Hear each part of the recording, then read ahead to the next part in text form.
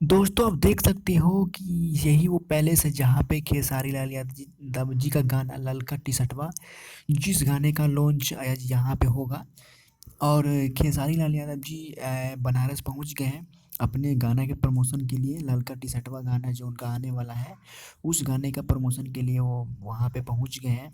ललका टी-शर्टवा जो कि अभी-अभी फ़िलहाल में खेसारी लाल यादव जी बनारस में पहुँचे हैं। और दोस्तों इस गाने की सबसे बड़ी ख़ासियत ये है कि ये गाने में यामिनी सिंह ने बहुत अच्छी अभिनेत्री के तौर पे इस गाने में काम किया है। और ये गाने का लॉन्च जो है ये बनारस में, यूपी के बनारस में हो रहा है।